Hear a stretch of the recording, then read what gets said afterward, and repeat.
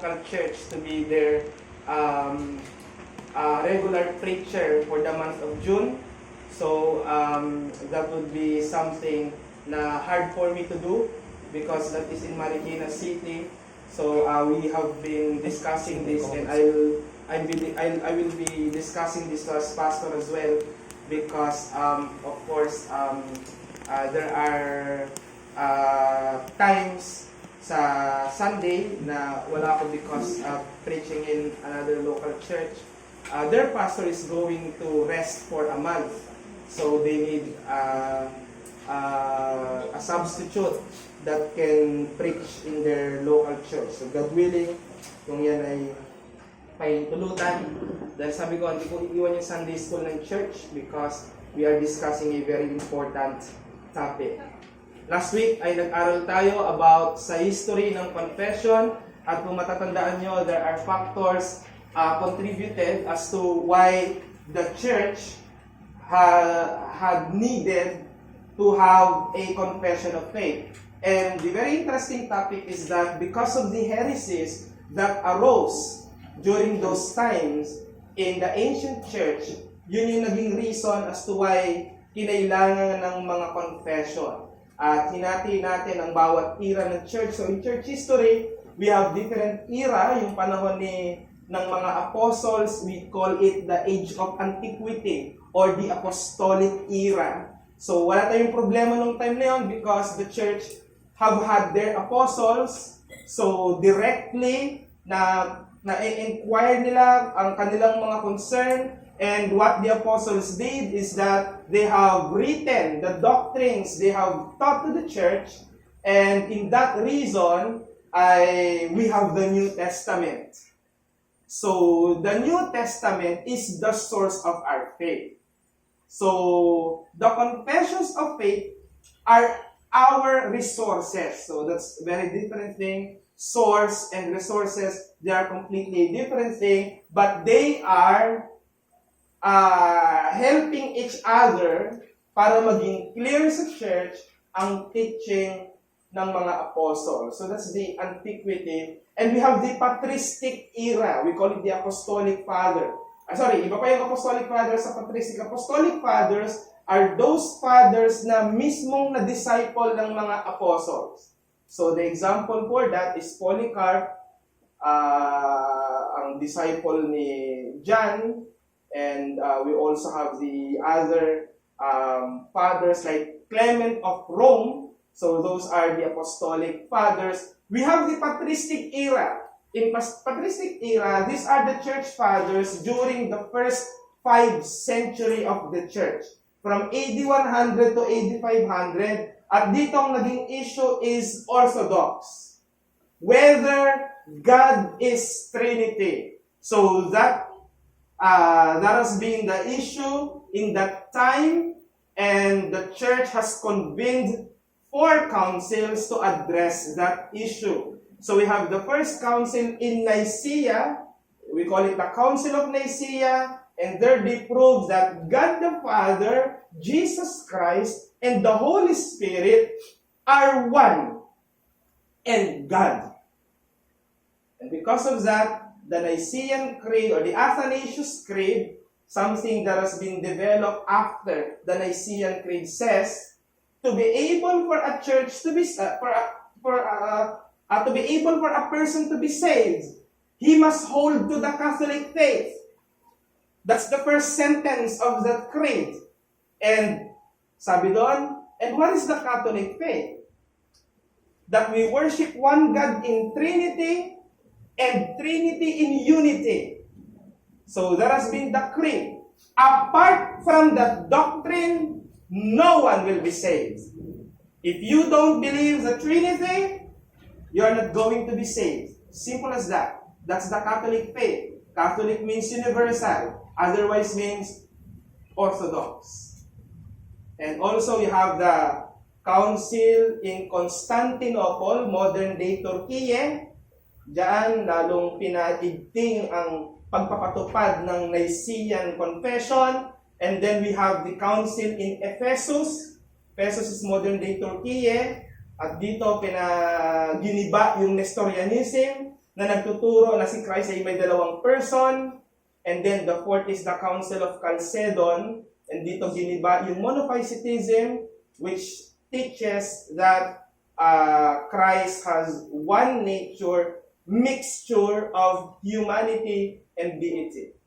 So there, in the Orthodox confessions, meron tayong matibay na doktrina ng Trinity. So in that, all of us are Orthodox.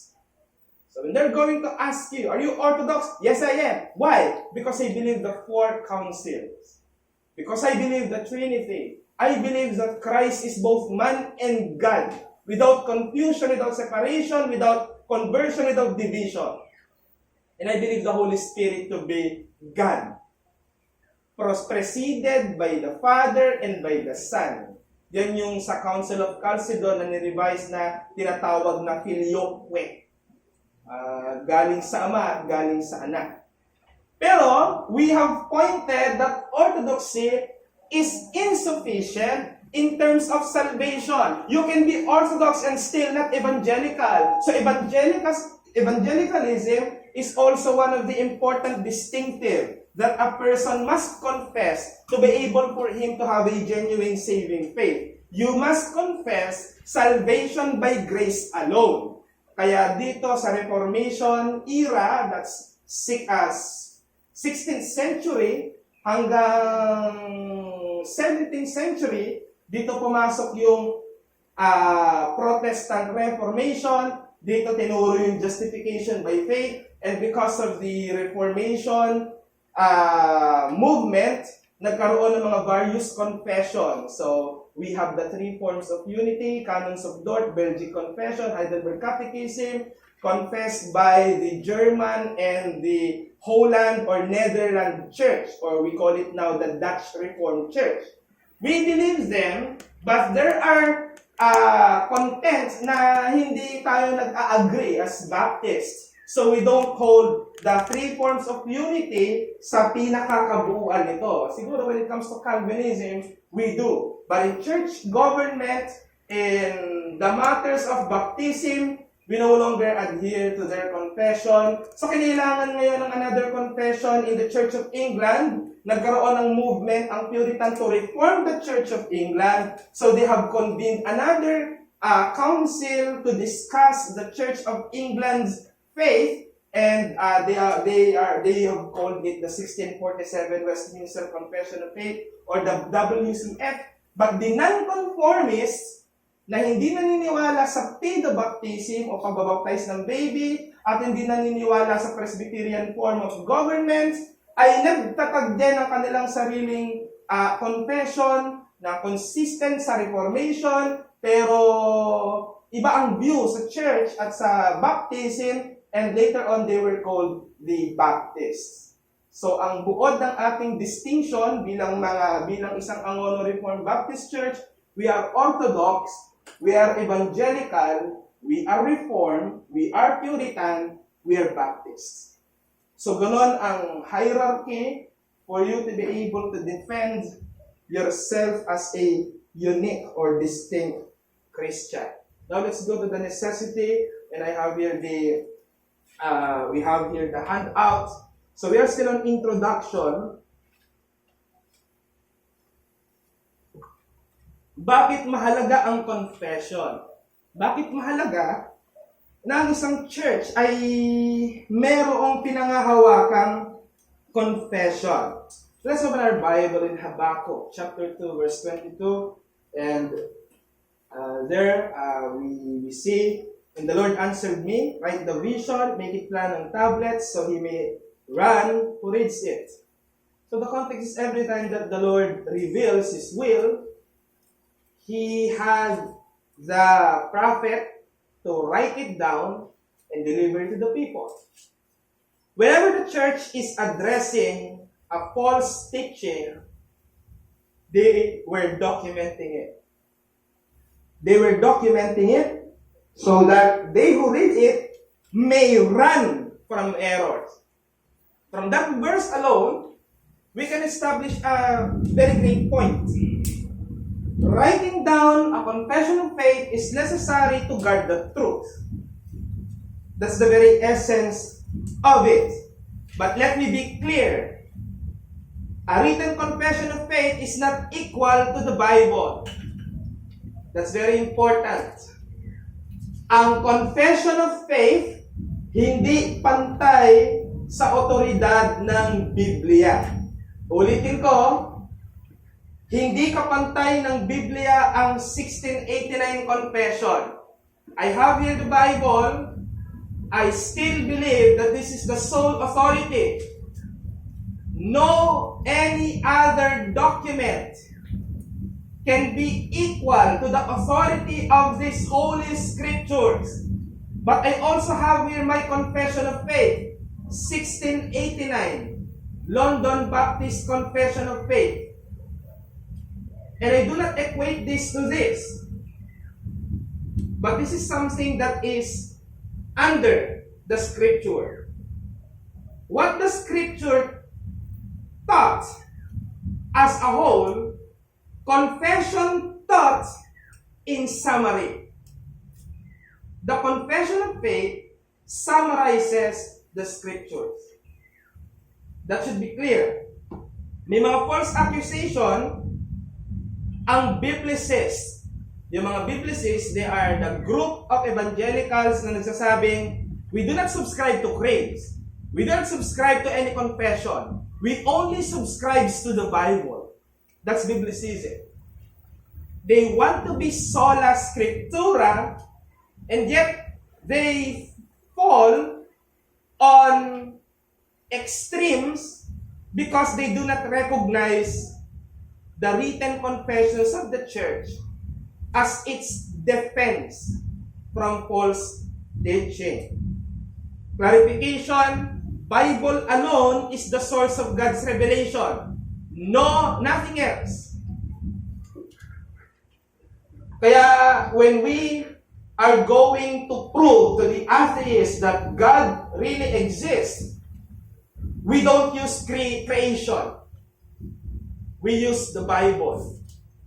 When there are people there telling you, prove to me that the Bible is true without mentioning the Bible, that's impossible. Because it is the Bible alone whom God used to be the means for His revelation. No other sources. That's sola scriptura. That's the clear presentation. However, whilst the Bible is the source, there are resources. Ang pagkakaiba ng source sa resources, source is something na ito yung origin. Ito yung pinakapagkukuhanan. Resources are the available or supplementaries. Pangtulong. Pangtulong.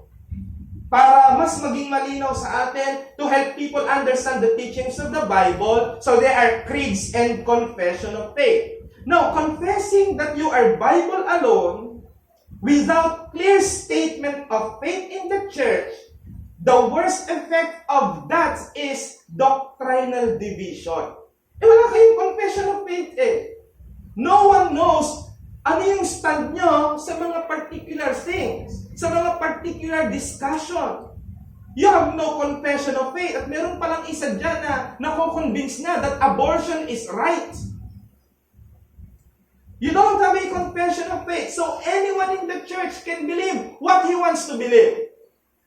Because there is no confession of faith. Point. A written confession of faith has become necessary because of the heresies of the past.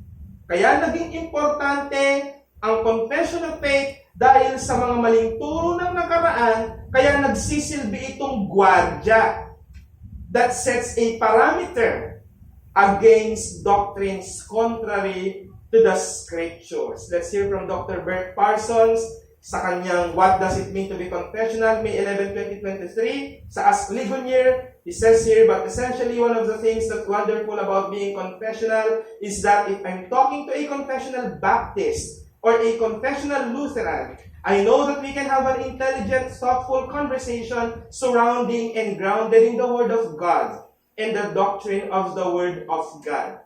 Because I know that that man is adhering to a formulated historic confession or a group of confessions, and that's the beauty of confessionalism. That's the beauty of having confessions, because they give us guardrails, they give us parameters, and they help to give us a good footing so that we would not go off track and teach contrary to Scripture. Napaka-importante. You will have an intelligent discussion to a person who holds to a confession, because you don't need to ask him about everything he believes. Just ask him, what do you believe? And you can give them your confession. I believe the 1689 Confession of Faith. Pag sinabi mo na yon, at may knowledge ang kausap about it, ikaw ay nabibigyan niya na ng pagkilala. I know you because of what you confess. So, confession is very important. If you don't confess what you believe, if you don't confess to a person what you truly want to say, very confusing yan sa kausap mo. Gustong-gusto mo na, nagpapakita ka na ng motibo, hindi ka na umaamin gusto mo. You need to confess. So even in that matter, you need to confess. Sa faith, ganun din. Right? So anong teaching na makukuha natin dyan? Having a healthy confession of faith, that should be healthy. Having a healthy confession of faith in the church unites the church in one doctrine and guards her from false doctrines. Ano yung sabi ng kanta natin kanina sa Onward Christian Soldier? One in faith and doctrine. One in charity. You can measure that the church is healthy when the church is united in one doctrine. And how can the church be united in one doctrine? Having an adherence to a single confession of faith. Napaka-awkward sa church na sa loob ng church, iba-iba yung kanilang confession of faith. At walang authority, ano talaga yung ating tinatayuan. Now, we will be having just two reasons why confession of faith is necessary. Number one, to ensure the church would not fall to conversionism. So, mahalaga talagang may handout tayo. Pag bumabanggit tayo ng mga isim-isim, hindi naman niya natatandaan kaagad. But when we have this, you can underline, you can encircle, you can, ano ba yung ibang sagot? You can check, you can add your own footnote. What is conversionism? Conversionism is a belief that one's relationship with God is not defined by a statement of faith. So marami niyan. One's acceptance in the church must be based by the experience of having relationship with God. Ito yung mga naniniwala na ang pinaka-importante ay yung may relasyon ng tao sa Diyos. Na hindi siya dinidefine ng isang statement of faith. So, pagka isang tao, wala siyang statement of faith, wala siyang confession of faith, di niya alam yung mga yan, tapos tatayo sa harapan para magsabi, naranasan ko ang miracle ng Lord. Naranasan ko na talagang mahal ako ng Panginoon. Bakit? Kasi okay yung business ko, okay yung trabaho ko. Andito ako every Sunday. When we hear that kind of confession, that's conversionism. That's not true. We heard it before in this pulpit. Problema lang natin dati, we don't screen them before they go here. Kaya nagbibigla tayo pag nagsasalita ng salita dito. Whenever we had candidates for baptism and we would want to hear their confession, we invite them to the pulpit to, of course, to give testimony on how they've been converted. And surprisingly, we were shocked by some of the people who came up here. Kasi kung ano nang sinasabi, nakaranas siya ng depression. From depression, nakita niya na meron pa palang nagmamahal sa akin, at yun yung mga nasa loob ng church. I found newfound love sa church. So, I joined them. That's conversionism. You are relying on what you feel. and you are relying on what you believe to be real. Well, without confession of faith, we don't believe it. That's conversionism. Pag walang confession of church ang church, malamang makakapagpapasok sila ng mga ganyan.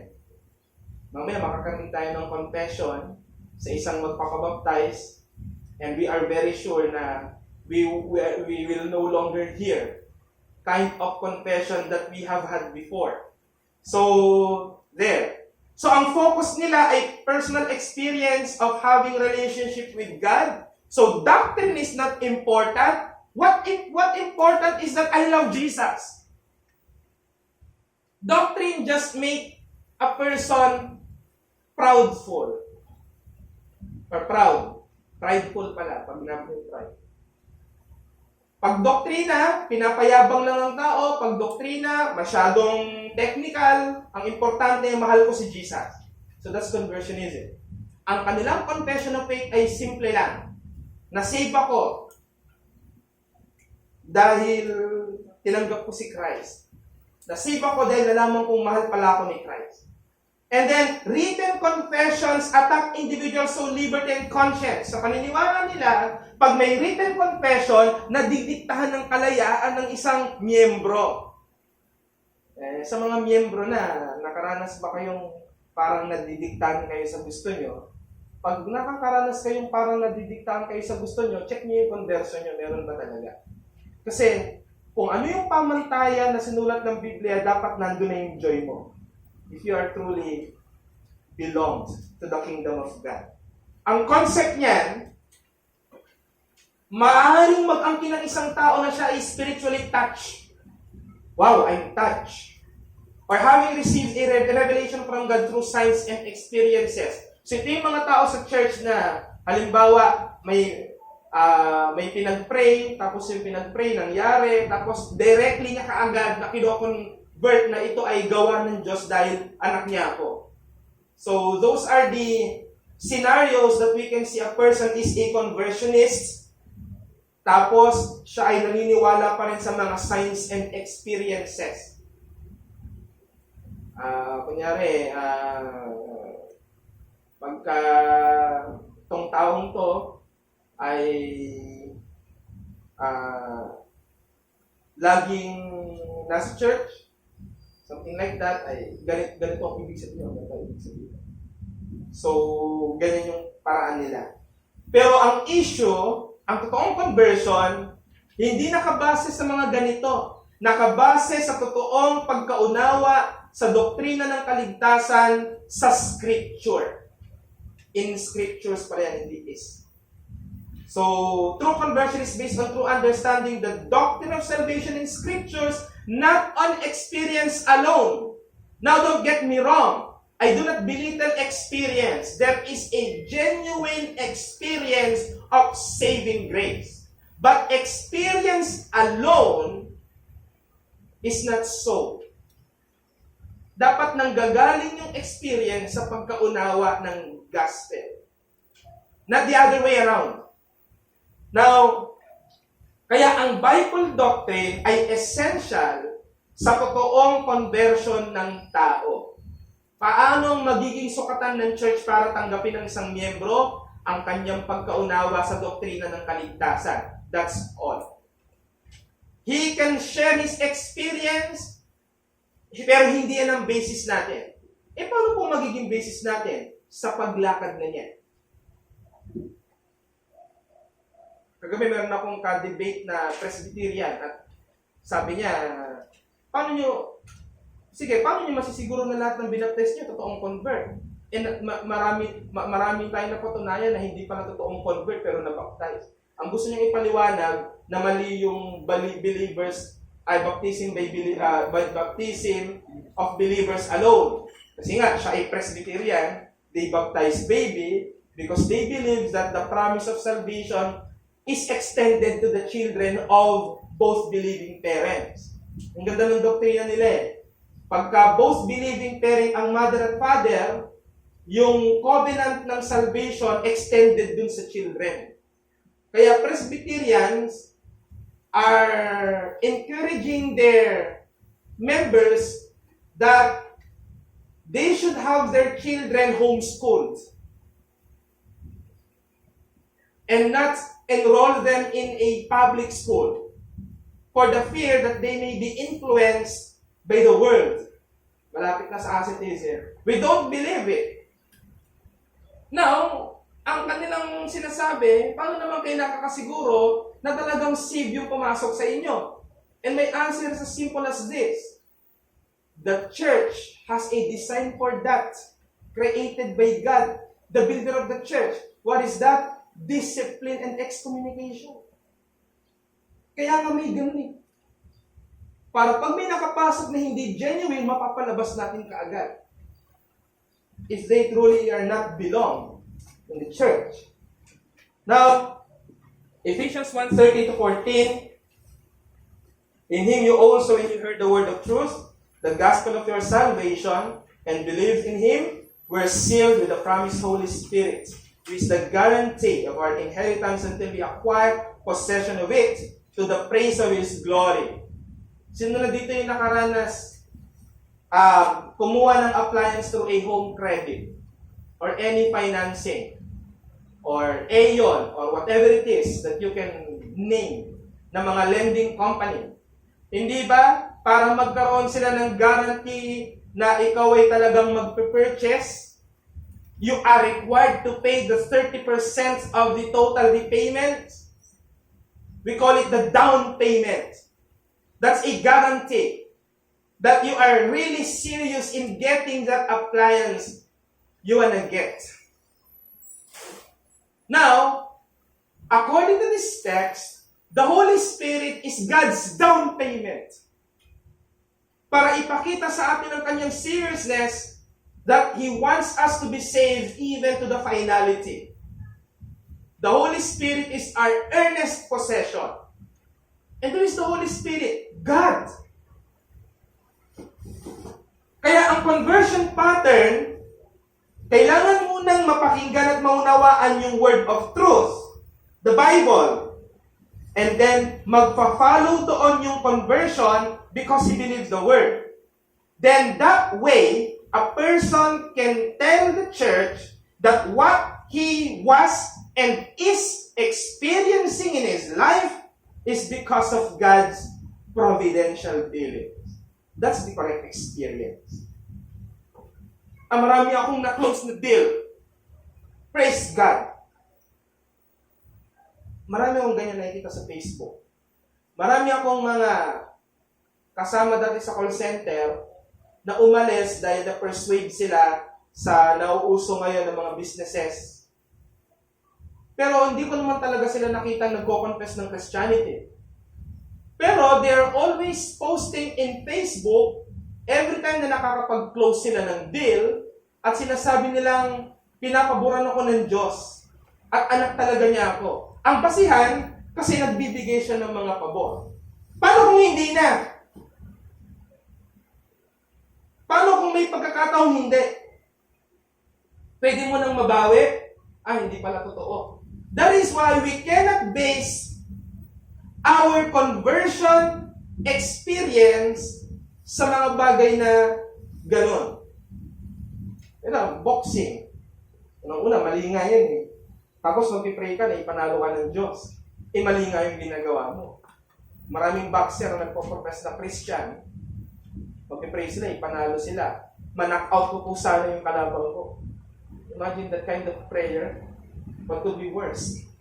So the word of God must be heard first, and then it will be followed by the true conversion through believing. Point: doctrine heard and believed, confessed or subscribed to, defines a converted Christian. Ito lang ang kailangan nating malaman. How does this person know the gospel? And how do we do it? What is he confessing? Or, what is his confession of faith? Pwede ba? Na 2,000 years na yung church, tapos sasabihin mo mali yung mga confession of faith? Parang mo rin sinabing mali lahat ng mga Kristiyano dati. That's absurd. Blessing nga sa atin na nasa 21st century tayo dahil dumaan tayo sa nakaraan ng church na sila yung dumaan sa mga bago sa kanila. At nung naharap nila yung mga bago sa kanila, agad nilang ginuwardyahan sa pamamagitan ng pag-iwan sa atin ng legasiya, mga confession of faith, para ibalik tayo na dati may ganitong naging issue at ito ang naging solution ng church. And you are neglecting those things. Anong nagdadrive sa mga churches o sa mga pastor na ayaw sa confession? I have nothing to see but pride alone. Mayabang. Para sabihin mong mali yung mga confession of faith dahil ikaw ang nakakita ng tama, sino ka?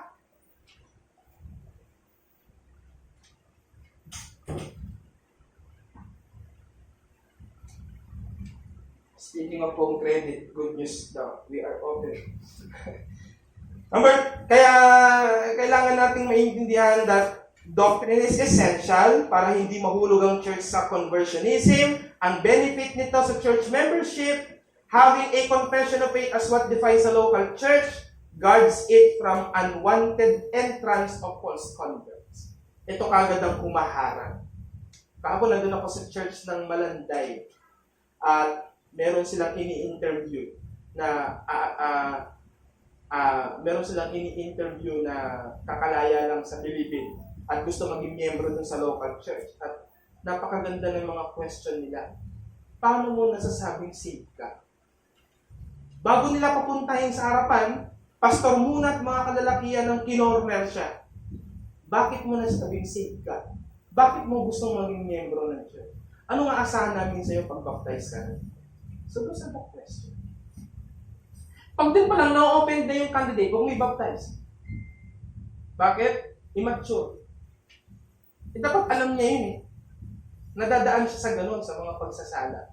Dadaan siya sa mga pagsusulit. Ang teacher, kahit gaano siya ka-confident sa kanyang top 1, hindi basihan yung confidence niya para ipasa niya yun.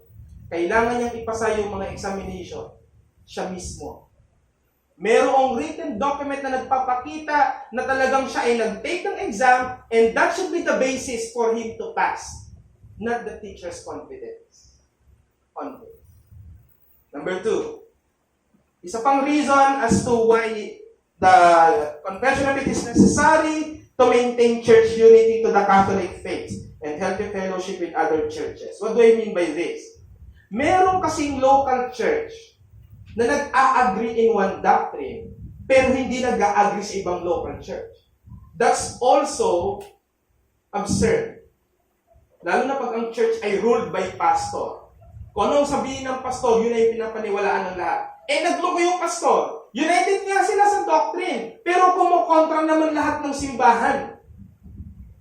That's very important. Kaya kailangan ng confession of faith para mabigyan tayo ng unity sa Catholic Church. What do I mean by Catholic Church? By all churches of Christ. Sipin mo, church ka pero hindi ka Orthodox, hindi ka rin Evangelical, hindi ka rin Reform, hindi ka rin Puritan. Anong tawag dyan sa church niyan? Isa lang, kulto. Nagkakasundo kayo, sa kayo lang ang nagkakasundo, walang nag-a-agree sa inyo. Bigyan ko isa na example. Yung mga nasa Laguna na naniniwala na si Rizal ay incarnation of Christ. Yung mga tinatawag ng mga Rizalists. Meron ka bang nakita sa ibang bansa na may ganyan? Wala. Sila lang na nakaisip nun. They were very isolated. Nobody else in the Philippines do confess the same. Sila lang. Kaya importante yung confession of faith para ang church ay magkaroon ng healthy fellowship sa iba pang mga churches. The same from Drew Mary sa kanyang importance and use of confession of faith Reformed Baptist Daily on May 30, 2013. It is a wonderful thing when a congregation can gather together with the same theological conviction, both amongst its leaders and its lay members. This isn't to say that there is no room for minor disagreements, because there is. The church, after all, is one body that must seek to maintain the unity of the Spirit in truth and peace. It is as the Apostle Paul wrote to Titus, a true son in our common faith. In other words, a confession lets the church know what to expect of its leaders and members. That is why, kapag kang isang matinong miyembro ay naghahanap ng church, ang una niyang tinatanong, ano po ang confession of faith ng church na to? Because from there, magiging complete na yung kanyang confidence. Kapag sinabing, we believe the Westminster, alam mo na yung church na yun. Tandaan po natin, ang Church of Christ bilang universal. Pag sinabing universal, hindi lang tong local church na to, kundi lahat ng local church sa mundo. Ang Iglesia ni Cristo, hindi ni Manalo, ang Iglesia ni Cristo na totoo, meron lang siyang isang doktrina. At ano yon? Apostolikong doktrina. Ano ang apat na marka ng church na sinasabi? The church must be one, holy, Catholic, and apostolic. That's the sense of a Catholic church. Catholic church na small c, kasi yung capital C, ibang Catholic yon. Now, we can see that in Acts 2:42, you can see there that they are having a common practice of breaking breads or Lord's Supper, baptism, praising God, or worshiping God, prayer. So there we can see those things. Now, healthy sign na ang local church ay healthy ay kapag ito ay framed by Catholic faith. Hindi umiimbento ng doktrina. And what do I mean by that? That is to say, when you say the small letter I, tuldok, small letter E, tuldok, it means that is to say. So, local church, healthy sign that the local church is healthy when it's framed by Catholic faith, that is to say, confessing the confessions of other Orthodox and evangelical churches. Bigyan ko na kasi isang example. At sasagutin nyo lang siya sa isip nyo. Naniniwala kayo na maraming totoong local church ang Diyos sa mundo? Yes. At naniniwala kayo na ang Bible ay nagtuturo lang ng isang doktrina? Yes. Then therefore, para masabi mo ang church ay totoo, dapat yung confession niyan pareho sa ibang mga churches na totoo. Pag naiiba siya, malis ka na dyan. Kasi nga, hindi siya nagko-confess ng tamang pananampalataya. Kaya ang local church that is not having the same confession of faith as other churches do is a sign of an apostate church. Yesterday night, we have heard of Brother Molly discussing to us the danger of spiritual declension or backsliding. And I would tell you now that when it comes to apostasy, we are not just referring about an individual because a whole church can be apostate at the same time. How? When they begin to disembrace being a confessional church. At nauwi sila sa conversionism. Remember, what you feel might be wrong or genuine. First impression, hindi mo yan dapat paniwalaan kaagad. That is why love at first sight is something that I disagree on. I would say, affection at first sight could be true. Pero ganyan, pagkita mo, gandang-ganda ka kaagad, gapong-gapong ka kaagad. Pero when you begin to be with that person, knowing his and her character in the long run, what you saw at first might change. And it will definitely change. Kasi the inward man would cover the outward. That's what often happens. Ito ngayon ang ating maging banta. Yung mga turong na de-develop sa local church na hindi naman tinuturo ng ibang church. Kaya matakot ka na pag ang pastor ng isang simbahan ayaw makipag-fellowship sa iba. May ibig sabihin na yun. Kaya tayo, nauuhaw tayo sa fellowship sa ibang church. And I would announce na yung ating nag-disfellowship sa atin recently ay binabalik na yung ating fellowship. At tuloy na ulit ang plano ng camp. So sa June 12, magkakaroon ng men's fellowship sa tayo daw mag-organize. Kaya yun yung ating iwasan. Ang punto, Ang pag-subscribe sa isang healthy confession, nagpapatibay sa fellowship ng church sa ibang mga church, at naggagwardya laban sa pagpasok ng mga maling turo. Ito ang panghuling hamon. Subscribe to a confession of faith for a faithful submission to the Word and for the unity of the church in doctrine. Paano niyo po magagawa itong challenge na to? Always sit there every Sunday morning. Finish this course, and you will be a solid and legitimate confessional. At when you do that, and you agree to that, diyan makikita yung tunay na talagang you are submissive to God's Word. Mas importante submissive ka sa God's Word kaysa sa local church. Kasi pag ang nagiging direction ng local church ay apostasy, damay ka doon. Pero kapag mas submissive ka sa Word, when the church is going against other direction or towards other direction, you would pause, stop, and think and challenge. Is this something that I'm supposed to do? Is this something that I'm supposed to go with? And you can challenge also the leaders. Kasi meron tayong confession of faith. Bakit ka po naiiba? You could ask the leader. Our confession of faith is 1689. Ba't ka naiiba?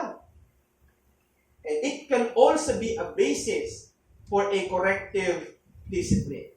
Because if there's any person in the church going against the confession, it's also a ground for a church discipline.